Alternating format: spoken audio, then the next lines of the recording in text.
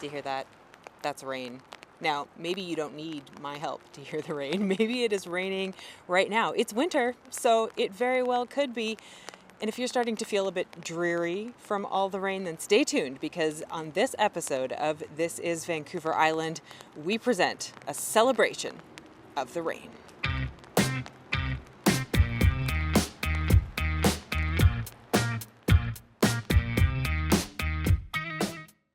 Hi, my name is Anna Lee, and I like the rain because you can splash in puddles and slide in mud. Hi, my name is Tally, and I like the rain because I can snuggle up and drink hot cocoa and watch TV. Hi, my name is Paloma, and I like the wind because it makes plants grow, and plants attract really cute bees. Maybe a little childhood reminder is all you need to find some joy in the rain, whether it's splashing like Anna Lee or snuggling inside like Tally, or maybe you're like Paloma and you're thinking about the plants and the super cute bees. Well, I've got a grown-up who is also thinking about the planet when it rains. Are you organized and comfy? I think so, yeah. All right. So why don't you tell me who you are and what you do? So I am Shane Pollard. I am the Guardian Manager for the Weewakai Nation based out of Campbell River. Our territory largely involves south of the Eve River, over east to Butte Inlet, down south of the Oyster River. So it's a large area. And are you a member of Weewakai as well? Yes. So what do you, we'll get to rain specifically in a moment, but what are you doing when you're marine guardianing? What are you taking care of? We're kind of taking the lead on a lot of like the land-based stuff on like the forestry side. And then on the marine side, we're working on getting a vessel so we can start monitoring the marine side more of it. And yeah, we're dealing with invasive species that are trying to come over this way. And then, of course, climate change is a big one. Lack of rain, lack of water, everything's drier and wants to start on fire. So that's kind of what we're dealing with now. So let's talk about rain. How do you forget your job for a second? How do you, as a person and as someone on that land, how do you feel about rain? Honestly, after growing up here, it's something you get used to.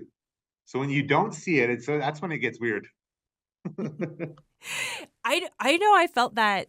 I think it was it would have been the summer of 2022, and we had that dry spell. And I remember, I think in October it started raining down here in Victoria, and I had never felt like I was so happy and so relieved that I didn't even realize how much I'd been missing it. Yeah. But, I grew up on the coast too, and it's what you need it, right? Even as a human, let alone the land. And then, once I started working in this field and then I got to see the environmental effects of that, the no rain, so before this job, I was working as a fisheries technician and we got to see there was no rain, no water in any of the creeks or the rivers now for the fish. And then all of a sudden, water temperatures are rising quicker than they should. And that's affecting spawning habits and stuff like that. So it's things you didn't think about before that it's affecting a lot.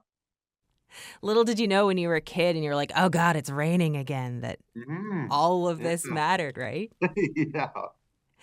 And are you in a situation where, you were talking about seeing the impact of climate change in your job, where you both have the impact of not enough rain, but also too much rain? Is that ever a problem?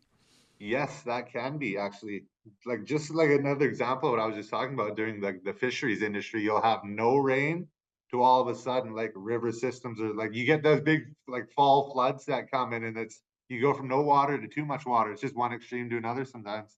What is happening and what do you worry about when it's not raining, when it hasn't rained for a long time? I'll just give you an example. One of I believe you saw some Quadra Island, which the island is one of so the island is in our territory, and that's where our old village site is, and we still have a reserve over there. And because the island doesn't have a whole lot of lakes, it's very reliant on groundwater.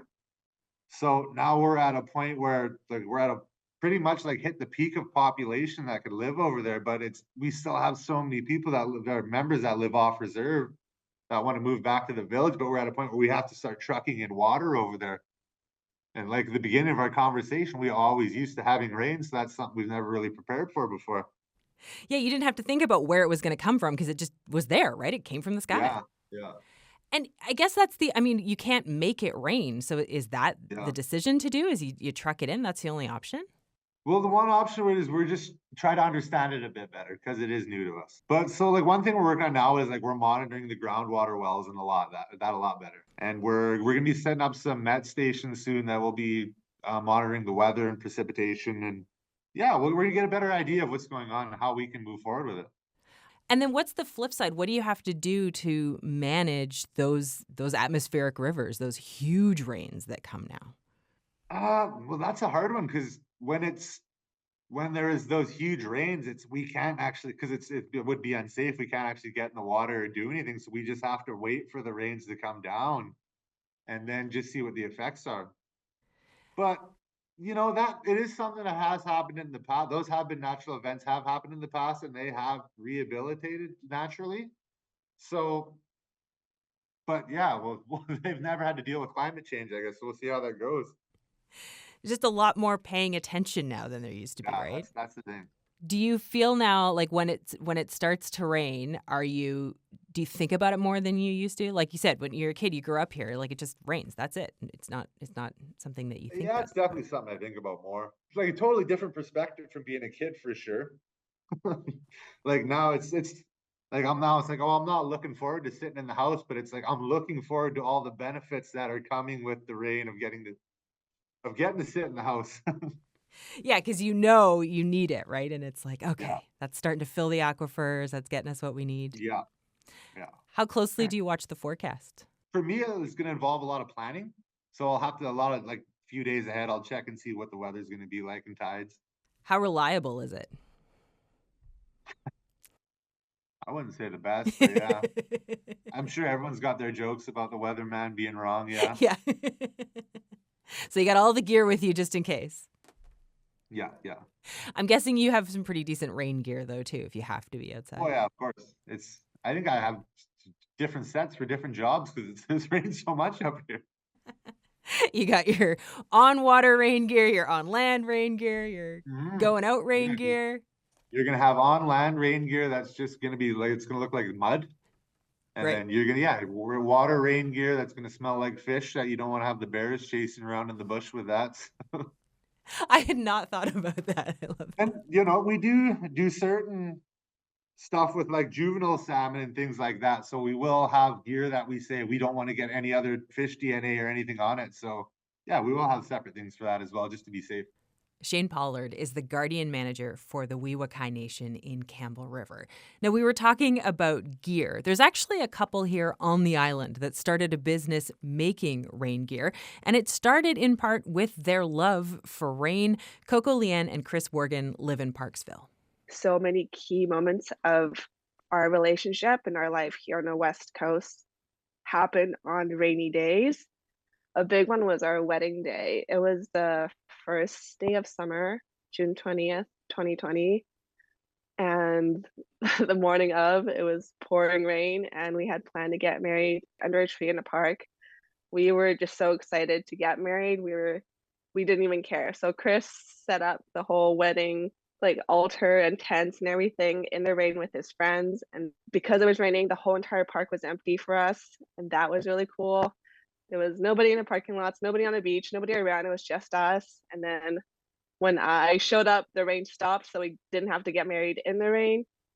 But it's just like that mentality we had that morning of like, we don't care. Like we're just happy to be getting married and like going through such a big moment in our life. And the rain or shine. That is such a great story. Yeah, Yeah, Chris, go and ahead. it carried on into our honeymoon actually, shortly thereafter, like again with needing to isolate from people and social distance, we decided just to go up and down the backcountry on Vancouver Island by back road. We kind of loaded up our truck and we spent 3 weeks, and our aim was to have as like many zero people days as possible. So like how much can we just go out and explore without seeing another soul? And Vancouver Island is so incredible for that. It's the place to do it. But of course, it rained for like 2 weeks straight to start, every single day. But it was still one of the best trips ever because we were just off exploring, and you have to set up X amount of tarps and, prepare for it. And when you are prepared for it, the rain is like really fun and exciting because, you can hear it just pounding on the roof above you or the tarp that you put up. And when you're warm and cozy, yet it's just downpouring all around you, it's probably one of the best feelings because you're just like, I'm safe, I'm warm. The elements are hitting us with whatever they got, but, we're surviving. And not only that, we're thriving and we're having a good time. Oh, I just feel all nice and cozy listening to you talk about being in that tent under the rain. Clearly, you have made the rain work for you, but you've also made work from the rain. Tell me about your company, San Pancho. San Pancho is our rainwear business. We're based on Vancouver Island, and we make a bit of a unique rainwear product that is part poncho and part technical outerwear. Because we wanted something for the everyday, something that you could layer with, something you can just throw on. And a lot of the rain gear on the market within our budget range wasn't made of technical garment or technical fabrics. Was there a moment or an aspect of your life that made you really want this? Was it that you're out hiking all the time or you're walking your kids in puddles or something that made you go, okay, we need to do this? An outdoor music festival that we attended in Vancouver in 2018 that got hit with a good amount of rain. And one of the sponsors of the festival was a mobile carrier that was handing out plastic ponchos to the crowd when it started raining. And because they were branded, they were bright red. And so all of a sudden the festival grounds went into a sea of red druids. It looked like everyone was donning these ponchos, and they were all just made out of cheap, thin plastic. And we just kind of looked around and realized like how everything was going to go in the garbage after. And too bad that there wasn't, a low cost but high quality poncho that people would want to keep after. I asked you guys earlier about your relationship with rain. Has it changed since you started the company? Yeah, like certainly one way to make a rainy day pretty great is having a rainwear business. Probably somewhat obviously, the rain plays a major impact on our business. You could probably put like a graph of our sales over top a historical graph of the weather, and there would be like obvious patterns there. So, we don't, you can have too much of a good thing. We're not the people that are always, kind of wringing our hands together going, "Mwah, ha, ha, ha," when it rains every time. But certainly, yeah, like we like it for sure. It's nice because we can get excited about sunny days, or we can get outside and do fun things, and we can also get excited about rainy days. Chris Worgan and Coco Lien are married, and they own the rainwear company San Pancho. They're based in Parksville. Now, obviously, we can't all build businesses based on the rain to help us appreciate it more. So if you are still on the fence about the rain right now, I want to give the last word to Shane Pollard from the Weewokai Nation in Campbell River. Okay, Shane, we're about to wrap up here. Can you make one last argument for Islanders and why we should love the rain? We live in a place that calls ourselves the salmon capital of the world, and salmon need water, right? Our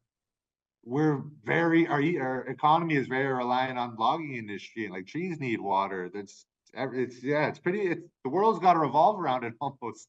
That's pretty much it. There's so many benefits that come with it. Hopefully something in this episode helped you appreciate the rain a little more. If it didn't, then I hope for you at least that there is sun on the way in the forecast. Thanks to Shane and Coco and Chris for speaking with me, and to Annalee, Tally, Paloma, and their classmates and teachers at Cashintel Mill Bay Nature School for sharing their reasons to love the rain. And thank you for listening. If you enjoyed this episode of This is Vancouver Island, we would love it if you would rate and review it on your podcast app. This is Vancouver Island comes to you from CBC Victoria. I'm Kathryn Marlow, and I'm going to go splash in some puddles now.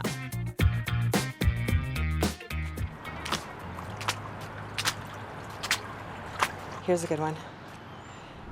Here we go.